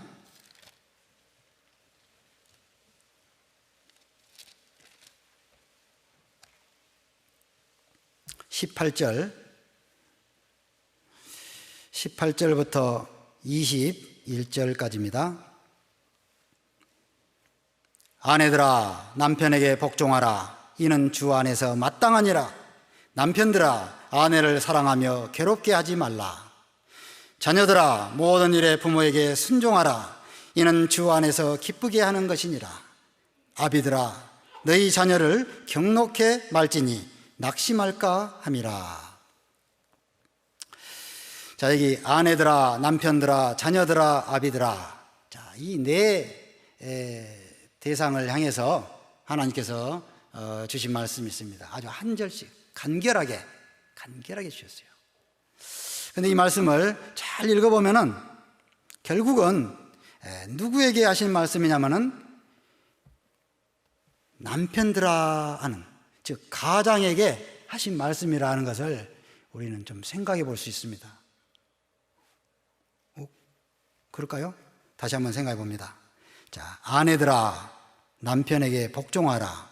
이는 주 안에서 마땅하니라. 분명히 아내들에게 주신 말씀이긴 합니다. 그런데 이 말씀을 잘 음미해 보면은 아내들이 남편에게 복종하는 건 너무나 당연한 거잖아요. 너무나 당연한 건데 왜 그것을 하라고 했을까요? 잘 안 하니까 그렇죠. 그렇다면 잘 안 하는 그 이유가 뭘까요? 제가 가정을 신방하면서 자, 이런저런 이제 조금씩 이렇게 들어보기도 합니다. 복종하지 않을 이유가 없어요. 그리스도인 아내들이. 그런데 복종 안 할 수가 있습니다. 왜 안 할까요? 복종할 만해야 복종하죠. 그죠? 이게 전 큰 문제죠. 죄송합니다. 혹시 어투가 조금 이렇게 좀 세워지는 것이 아닌가 생각이 되는데요. 아내들이 남편을 믿고 따르고 복종해도 전혀 문제가 없을 정도로 든든한 남편이라면 얼마나 복종하여 살고 싶어 할까요? 남자의 가슴은 특별히 넓습니다. 모든 가족 구성원들을 다 쌓아 안을 수 있는 넓이입니다. 하나님이 그렇게 허락해 주셨습니다. 마음으로 정말 다른 사람은 몰라도 적어도 내 가족은 정말 남편을 사랑하고 복종하고 싶어하는 그 마음이 생기도록 그렇게 해야 할 필요가 있지 않습니까? 세상 사람들은 give and take. 네가 이만큼 했으니까 나도 이만큼 하고, 네가 이만큼 요구하니까 나도 이만큼 요구하고, 이게 세상 사람들이 얘기죠. 그런 가정은 싸우고 다투고 벌어지고 깨지고. 자, 그렇지만은 그리스도의 가정은 그게 아니죠. 에베소에 보면은 남편들아 아내 사랑하기를 그리스도께서 위하여 교회를 위하여 자신을 주심같이 하라. 아내의 그 마음을 하나 못 채워주면은 그 좀 문제가 있는 거 아니겠어요? 뭐 달이라도 따서 좀 갖다 줄 수도 있을 텐데 말이죠. 뭐 달은 못 따다 줘도 그 마음은 채워줘야 되는 거예요. 여기 보면은 19절에 그 말씀이 나와요. 남편들아 아내를 사랑하며 괴롭게 하지 말라. 야, 참 여러 가지 표현 중에 참 특별합니다. 괴롭게 하지 말라. 괴롭게 하는가 봐요. 자, 이것은 내가 그리스도인 가정의 가장으로서 남편으로서 정말 그 자기의 정체성을 제대로 알고, 그리고 내 책임과 의무와 권한을 정확하게 잘 알아서 그것을 적절히 사용한다면은 누가 괴로워하겠습니까? 남편들아, 아내를 사랑하며 괴롭게 하지 말라. 그러니까 결국은 18절 19절은 같은 내용이에요. 같은 내용. 아내를 다 포용하라. 다 품어주고 안아주고, 그죠? 아내의 마음을 채워주고 위로해주고. 자, 그러면서 그 가정을 잘 이끌어가는 것이죠. 20절 봅니다. 자녀들아, 모든 일에 부모에게 순종하라. 이는 주 안에서 기쁘게 하는 것이니라. 아비들아, 너희 자녀를 경록해 말지니 낙심할까 함이라. 자녀들에게도 부모에게 순종하라 그랬어요. 근데 이 자녀들은 아직 어려서, 그죠? 또 아직 미련한 것이 얽혀서 순종을 제대로 못하는 수도 있어요. 그때는 순종하게 해야 되는 거예요. 순종하게 해야 되고, 또 때로는 그 아버지의 지극한 사랑으로, 뜨거운 그 사랑으로 그 자녀가 자원해서 부모님께 순종하고자 하는 그 마음을 끌어내야 되는 거예요. 아비들아, 너희 자녀를 경록해 말지니 낙심할까 함이라. 경록해 한다는 건 뭘까요? 그 이유를 제대로 설명하지 않고 막 뭐라 하고 이러면 경노합니다. 기분 나쁘죠. 마음에 뭔가 앙금이 생겨요. 그리고 사이가 완전히 벌어져 버립니다.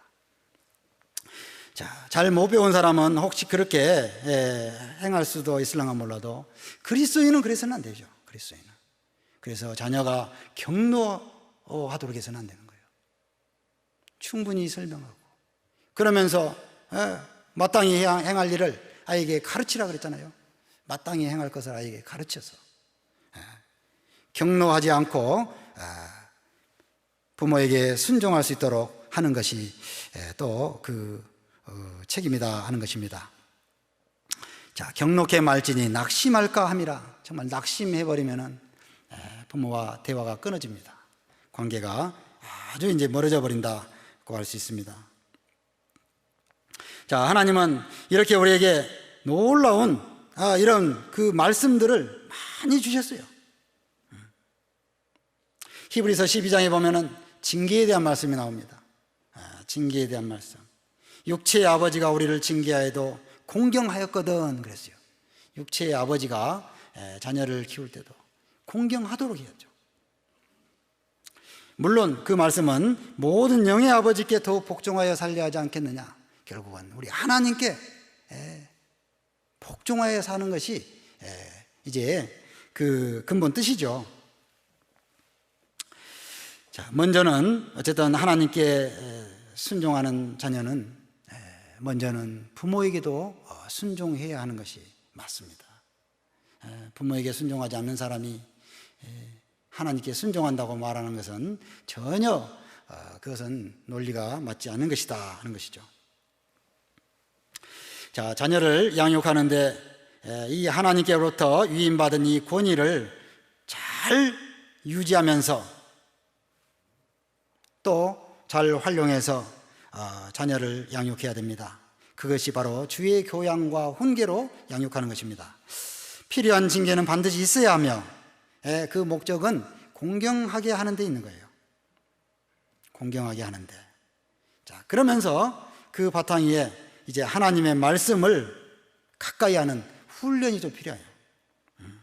그래서 신명기에 보면은 내 자녀들에게 부지런히 가르치라. 자, 그런 말씀들 있죠. 부지런히 가르치라. 자, 하나님의 말씀은 정말 우리에게 아주 귀한 그 지침이 됩니다. 이 세계에서 그 자녀 교육을 잘 시키는 그 민족 중에 유대인을 이렇게 듭니다. 유대인들 자녀 교육 방법 잘 아시잖아요. 이 유대인들은 정말 이 자녀를 정말 귀하게 여기고 자녀도 많이 낳아요. 그 사람들은 자녀도 많이 낳는데 또 아주 귀하게 여깁니다. 한 사람 한 사람을 아주 소중하게 여기고 잘 양육을 합니다. 그래서 유대인의 그 자녀 교육 방법이 아주 전 세계적으로 굉장히 이렇게 많은 사람들에게 어떤 본이 되기도 합니다.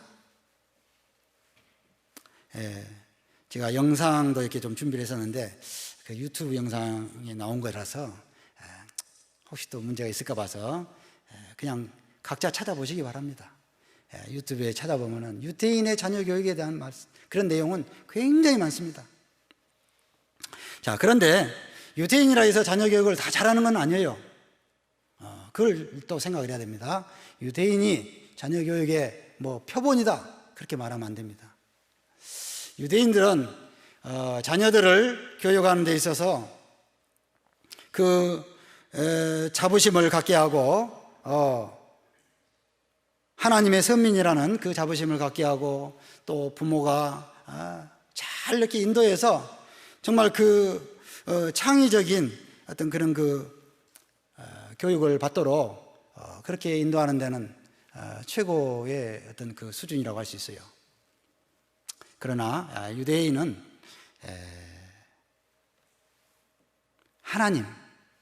하나님을 제대로 모르잖아요. 예수님을 제대로 모르죠. 예수님을.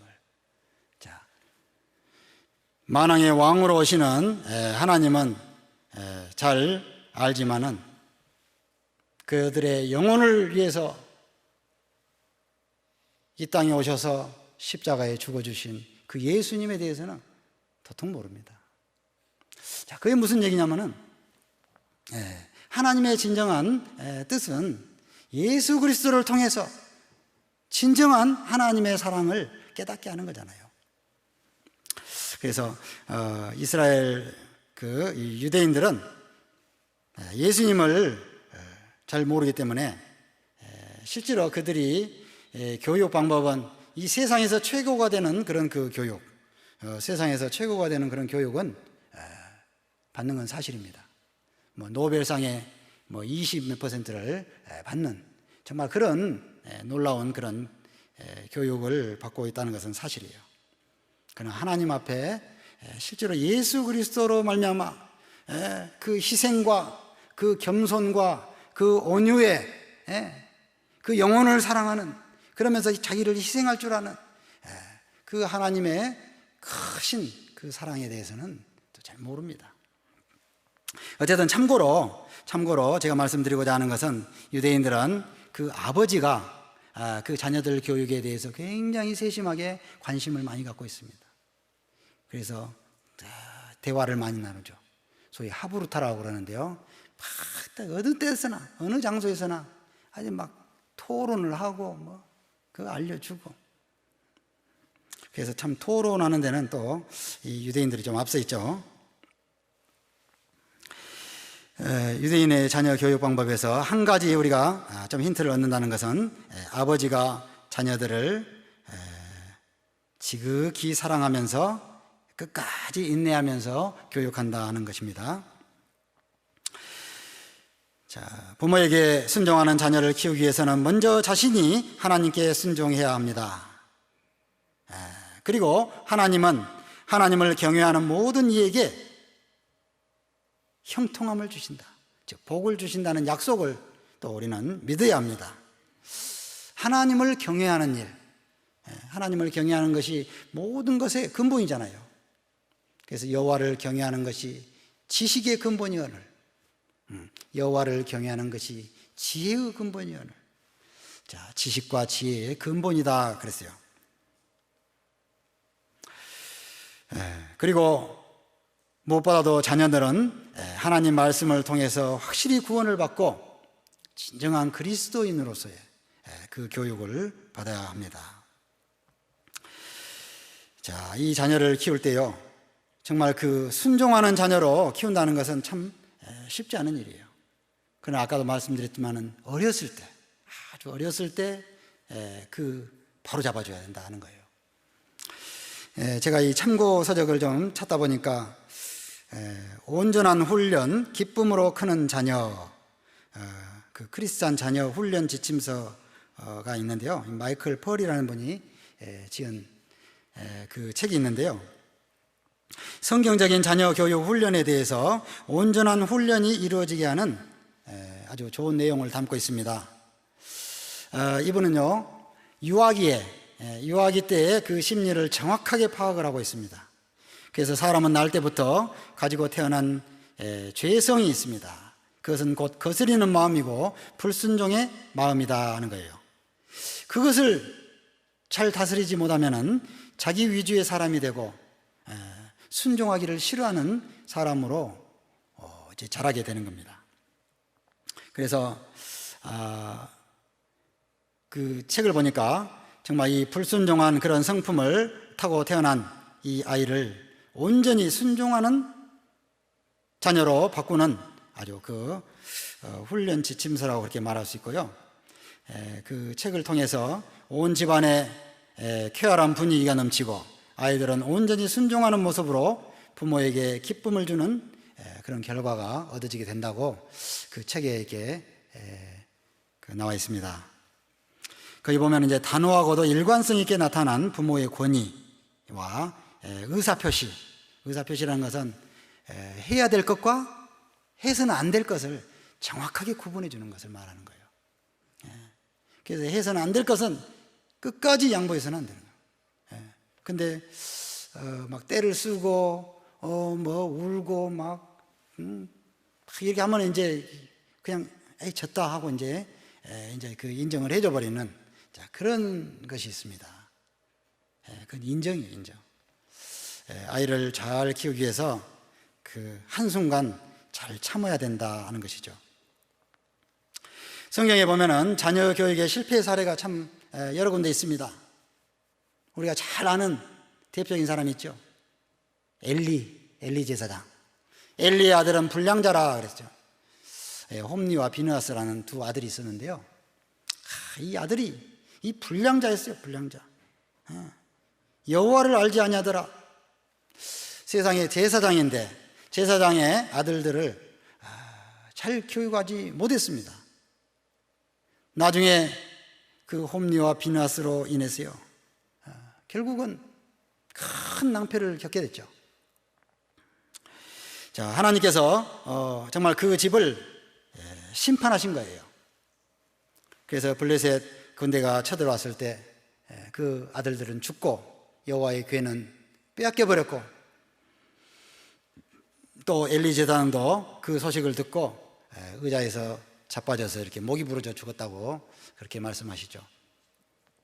자, 자식 교육을 등한히 여긴 것이죠. 엘리 제사장이 특별히 뭐 나쁜 사람이었던 것 같지는 않습니다.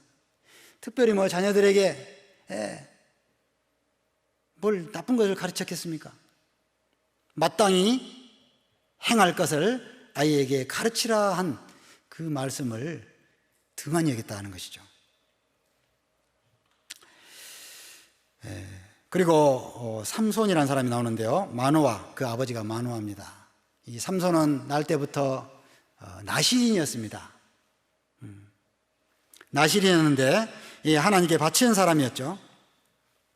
그런데 이 삼손은 참 이 힘이 센 사람이라서 그런지 몰라도 아주 이 육신적인 이 육정을 이기지 못하는 좀 그런 그 기질이 좀 있었던가 봅니다.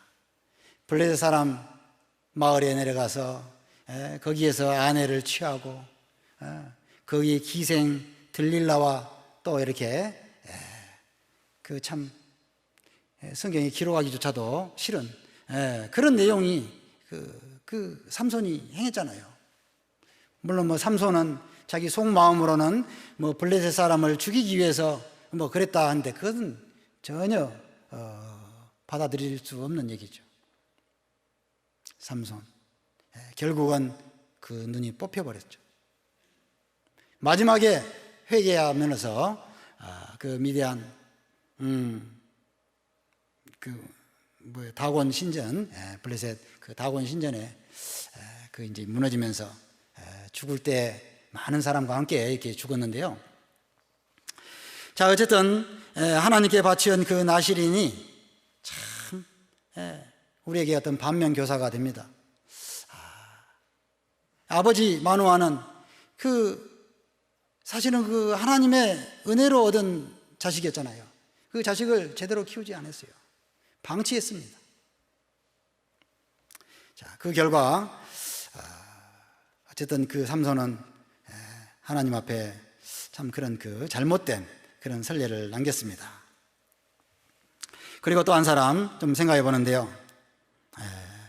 사실 이것은 별로 들고 싶지 않은데 구약에 나타난 가장 믿음의 사람이라 하면은 이 다윗을 들 수 있습니다. 다윗.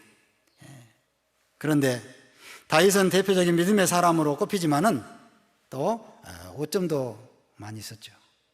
특별히 자식에 대해서는 좀 문제가 있었습니다. 다윗은 아내를 많이 얻었습니다. 이 신명기에 보면은 신명기 17장에 보면은 왕된 자는 그 아내를 많이 두어서 그 마음이 미혹되게 말 것이며, 자, 그런 말씀이 분명히 나옵니다. 아내를 많이 두지 마라. 근데 아내를 여러 두었어요. 그러다 보니까 여러 아내를 통해서 여러 자식들이 또 태어나게 됐어요. 그래서 그 자식들이 참 추한 또 그런 많은 죄를 짓게 됩니다. 압살롬이라는 아들은 아버지를 반역하고 아버지를 쫓아내고 아버지의 후궁들과 백성들이 보는 앞에서 간음을 행하고, 자, 그런 아주 엄청난 죄를 짓게 된 거예요. 압살롬, 이놈 저놈 할 때 압살롬, 좀 그렇습니다. 그 압살롬이 그렇게 하나님 앞에 참 그 다윗의 그 좋은 그 이미지를 더럽히는 그런 역할을 했고요. 아도니아라는 또 아들도 있었죠. 나중에 스스로 자기를 높여서 왕이 돼가지고 결국은 솔로몬에게 죽었죠. 이 아도니아를 양육하면서 한 번도 섭섭하게 말한 일이 없었다. 자, 그런 말이 있어요. 다윗은 이 아도니아를 양육하면서 한 번도 섭섭하게 말한 일이 없었다. 이 아도니아가 아주 꾀가 많았던 사람인 것 같습니다. 아버지 앞에서는 잘하는 척하고, 그러니까 뭐 별로 이렇게 흠이 잡힐 일이 없다 보니까 크게 이렇게 어떤 책망을 드릴 만한 그런 틈을 보이지 않았을지도 모릅니다. 그러나 속마음에는 스스로 자기를 높여서 자기가 스스로 왕이 되려고, 자, 결국은 나중에 어리석은 최후를 마쳤습니다. 자, 자녀교육 실패의 원인을 다시 한번 좀 정리를 해보면요, 첫 번째는 하나님의 뜻을 잘 헤아리지 못해서, 즉 아버지의 책임, 아버지의 그 위치, 그것을 정확하게 알지 못해서 자녀의 교육을 제대로 하지 못했다는 겁니다. 우리 여기서 이걸 이제 배워야 되겠죠. 두 번째는 너무 할 일이 많아서, 그러니까 이제 자기 뭐 가족들 먹여 살리고 뭐 자기 어떤 또 뭐 직업 직장 일을 하고, 자, 하면서 이 할 일이 너무 많다 보니까 미처 돌아볼 수 없는, 그러나 일은 좀 적게 하더라도 자식을 잘 키우는 것이, 그것이 훨씬 더 남는 양사 아니겠어요? 사람들이 세상의 흐름에 많이 거기에 그 어떤 그 섞여져 있는 겁니다. 하나님은 우리가 자녀를 잘 키우는 것을 정말 원하십니다. 그리고 또 세 번째는 자녀를 사랑하는 마음은 있지만은 방법을 몰라서, 방법은 아주 어렸을 때 초다를 통해서 순종하는 마음을 갖게 하는 것이, 그것이 올바른 방법이다 하는 겁니다. 잠언 29장 보겠습니다.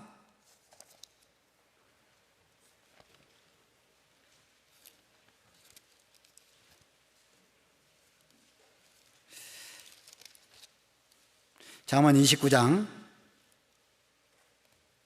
15절입니다.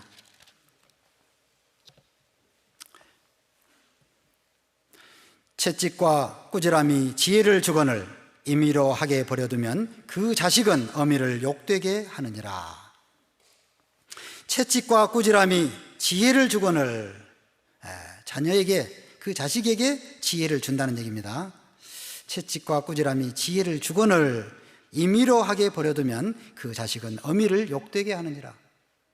임의로 하게 내버려두면, 자, 그렇죠. 어리석은 그 아이가 분별력이 없고 어떤 것이 옳은 것인지를 잘 모르는데 임의로 하게 버려두면 결국은 부모를 욕되게 하는, 자, 그런 결과가 온다 하는 겁니다. 자, 하나님을 진실히 섬기는 가정의 사례들이 성경에 많이 있습니다. 뭐 다 자세히 찾아보기는 좀 쉽지 않고요. 우리 그 빌립보 교회에 처음 시작이 됐던 루디아 가정을 볼 수 있는데, 루디아도 그 사도행전에 보면은 저와 그 집이 다 세례를 받고 우리에게 청하여 가로되 만일 나를 주 믿는 자로 알거든 내 집에 들어와 유하라 하고 강권하여 있게 하니라. 나와 내 집이, 저와 그 집이 다 세례를 받고, 루디아에게 남편이 있었는지 없었는지는 잘 모르겠어요. 나와 있지 않기 때문에. 그렇지만 그 가족이 하여튼 다 구원을 받았던 것 같습니다. 그러니까 자녀들이 있었던 걸로 생각이 됩니다. 그래서 그 집이 하나님의 사용하시기에 적합한 그런 가정이 돼서 빌립보 교회의 모체가 되었습니다. 고린도전서 16장을 한번 찾아보겠습니다. 고린도전서 16장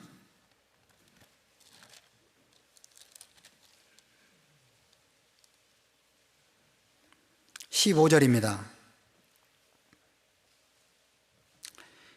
고린도전서 16장 15절. 형제들아, 스데바나의 집은 곧 아가야의 첫 열매요 또 성도 섬기기로 작정한 줄을 너희가 아는지라. 내가 너희를 구원하노니.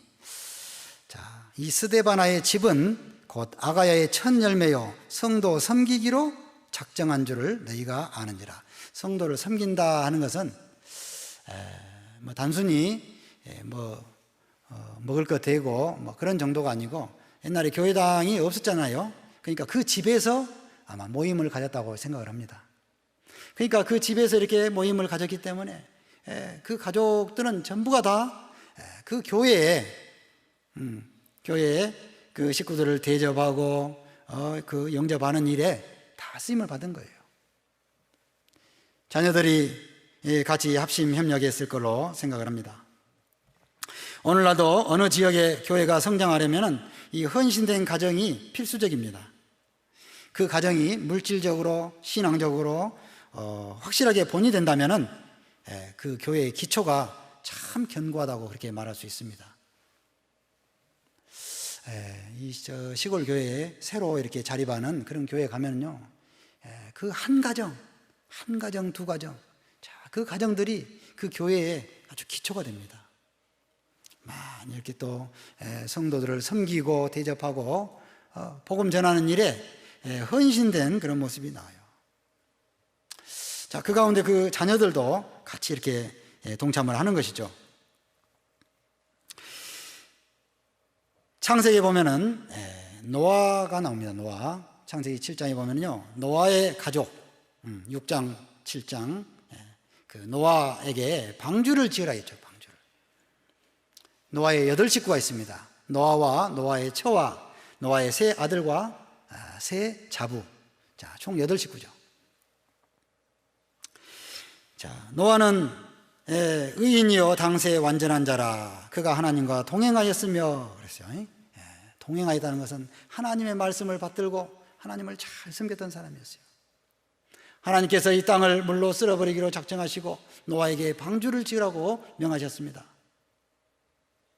노아는 하나님께 그 말씀을 듣고 아마 가족 회의를 했을 겁니다. 야, 하나님이 방주를 지으라고 하는데 우리가 하여튼 지어야 되겠다. 같이 그 일에 같이 하자. 아마 자녀들이 잘 협조했을 거라고 생각을 합니다. 그러나 그 일에 잘 협조하기 전에 이미 자녀들이 태어나면서부터 어린아이 때부터 노아에 의해서 잘 교육을 받았을 거라고 우리는 생각해 볼 수 있습니다. 그리고 그 아들들이 그 패역한 세대 가운데서 그 배우자들을 취할 때 새 자부를 또 취했는데요. 그 새 자부들도 하나님을 잘 섬기는 사람을 취했을 거라고 생각을 합니다. 추측이지만은 그게 맞겠죠. 자, 이미 세상의 다른 사람들은 패역하고 강포하고 악으로 치닫고 있을 때 그 가족은 하나님을 잘 섬기는 그런 가정으로 잘 유지되고 있었을 거라고 생각을 합니다. 하나님이 그 가정을 통해서 방주를 지으라고 했습니다. 적어도 얼마나 많은 시간 동안 방주를 지었는지는 정확하게 알 수는 없지만 상당히 긴 시간 동안 방주를 지었을 겁니다. 많은 사람들이 조롱하고 박해하고 방해도 하고 그랬지만은 가족들은 다 마음을 같이 해서 뚫뚫 뭉쳐서 방주를 짓는데 끝까지 갔습니다. 베드로 후서 2장에 보면은 의를 전파하는 노아다 그랬는데요. 많은 사람들에게 또 이 방주에 타라고 권했을 겁니다. 결국 많은 사람들이 다 타지 않았고 그 가족들만 타게 됐지만은 어쨌든 그 가족들은 온전히 연합된 그런 가정이었다는 것을 우리는 생각해 볼 수 있습니다. 모범적인 가정이죠. 또 아브라함, 믿음의 조상 아브라함도 노년에 얻은 아들이 있었습니다. 100살 때 얻은 아들 이삭. 자, 이삭을 얻고 나서 얼마나 기뻤겠어요.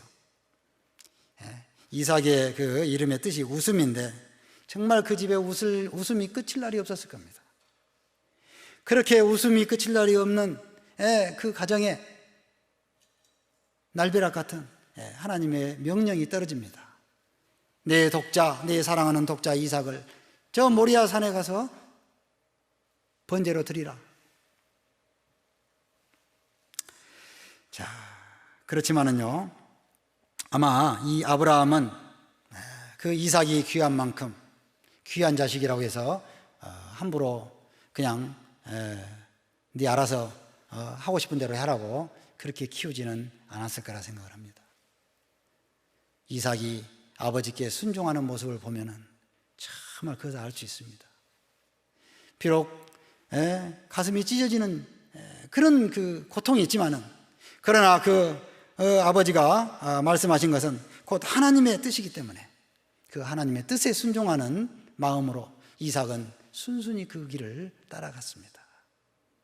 장작을 짊어지고 모리아 산을 오르고, 물론 성경에서는 장작과 불은 있는데 번제할 양은 어디 있습니까? 이삭이 몰라서 물었다고 생각할 수도 있지만은 그 아닐 수도 있겠죠. 어쩌면 내가 그 번제물이 될지도 모르겠다.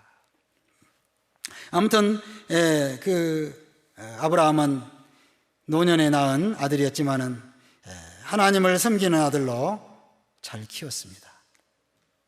이삭도 결국은 하나님을 섬기는 사람으로서 많은 복을 얻었고 이스라엘 민족의 그 조상이 됐잖아요. 아브라함의 하나님, 이삭의 하나님, 야곱의 하나님, 그 이름으로 일컬어지는 그 하나님을 이렇게 섬기고 있었습니다.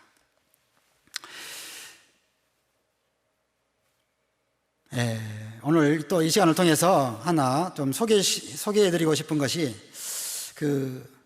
우리 6.25 때 6.25 유엔군 사령관을 지냈던 그 메가더 장군이 있습니다. 이 메가더 장군이 크리스찬이었다고 합니다. 메가더 장군은 57세에 결혼을 해가지고요, 58세에 아들을 낳았습니다. 아더 메가더 4세라고 그 아들을 낳고요, 그 아들을 위해서 쓴 기도문이 있습니다. 네, 읽어드리겠습니다. 내게 이런 자녀를 주시옵소서. 약할 때에 자기를 돌아볼 줄 아는 여유와 두려울 때에 자신을 잃지 않는 대담성을 가지고 정직한 패배에 부끄러워하지 않고 태어나며 승리에 겸손하고 온유한 자녀를 내게 주소서. 생각해야 할 때에 고집하지 말게 하시고 주를 알고 자신을 아는 것이 지식의 기초임을 아는 자녀를 내게 허락하옵소서. 원하옵나니 그를 평탄하고 안이한 길로 인도하지 마시고 고난과 도전에 직면하여 분투항거할 줄 알도록 인도하여 주시옵소서. 그리하여 폭풍우 속에서 용감히 싸울 줄 알고 패자를 관용할 줄 알도록 가르쳐 주옵소서.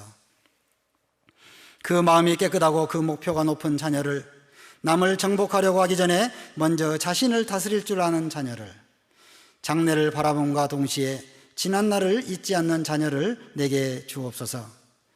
이런 것들을 허락하신 다음 이에 대하여 내 아들에게 유머를 알게 하시고 생을 엄숙하게 살아감과 동시에 생을 즐길 줄 알게 하옵소서. 자신의 야망에 지나치게 집착하지 말게 하시고 겸허한 마음을 갖게 하사 참된 위대성은 소박함에 있음을 알게 하시고 참된 지혜는 열린 마음에 있으며 참된 힘은 온유함에 있음을 명심하게 하소서. 그리하여 그의 아버지는 어느 날 내 인생을 헛되이 살지 않았노라고 고백할 수 있도록 도와주시옵소서. 이 메가더 장군은 미국에서 1942년도에 올해의 자랑스러운 아버지로 뽑혔다고 합니다. 그 수상식 때 이렇게 말했다고 하는데요. 군인은 세우기보다는 무너뜨리는 사람입니다. 그러나 아비는 결코 무너뜨리지 않고 오직 세우는 일만 하는 사람입니다. 죽음의 사자들은 강하지만 생명의 군사들은 훨씬 더 강합니다. 저의 소망은 제가 이 세상을 떠난 후 제 아들이 저를 기억할 때 전쟁터에서의 제 모습이 아니라 가정에서 매일 기도하던 제 모습을 기억해 주는 것입니다. 오늘 이렇게 우리 봉사의 특강이기 때문에 주로 아버지들께 드리는 말씀으로 좀 초점을 맞췄는데요. 정말 우리는 하나님이 주신 귀한 그 지위가 있습니다. 가장이라는 지위입니다. 자, 이것을 중요하게 여겨야 됩니다. 그래서 나에게 허락한 이 가정, 특별히 내 자녀는 잘 양육해야 될 책임이 분명히 있습니다. 하나님께서 내가 너에게 이 자녀를 맡겨줬는데 너는 그 자녀를 어떻게 교육했냐고 그렇게 물으실지도 혹 모르겠습니다. 자, 이 소중한 자녀들 단지 먹여주고 재워주고 입혀주고 그런 돌봐줘야 될 그런 세대로만 생각할 것이 아니라 하나님을 섬기는 진실한 가정의 그 귀한 구성원이 된다는 것입니다.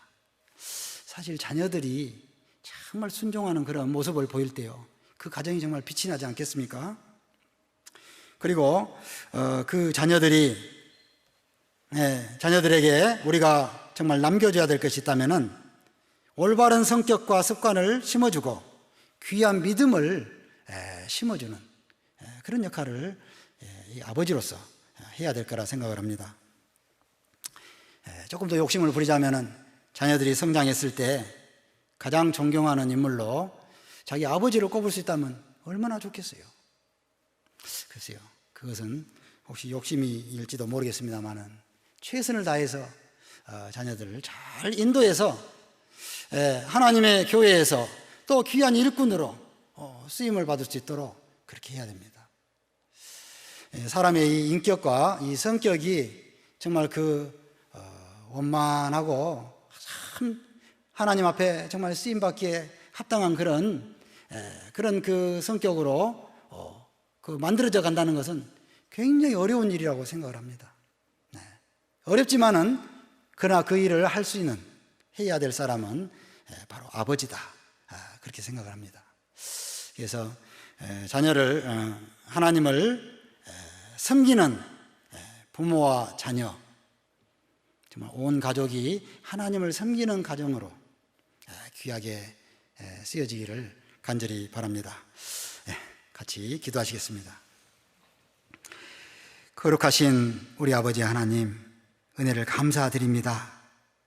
우리를 죄 가운데서 구원해 주시고 하나님의 귀한 자녀로 삼아 주시고 또 주님의 몸된 교회 가운데서 하나님의 말씀으로 양육받고 또 하나님의 일에 함께 참여할 수 있도록 인도해 주신 것을 참으로 감사드립니다. 오늘 우리 봉사의 특강으로 또 하나님을 섬기는 부모와 자녀라는 주제로 함께 말씀을 상고해 보았습니다. 우리에게 주신 귀한 이 가정, 또 특별히 가정의 가장으로 또 세워주시고 그 가장으로서의 역할을 잘해서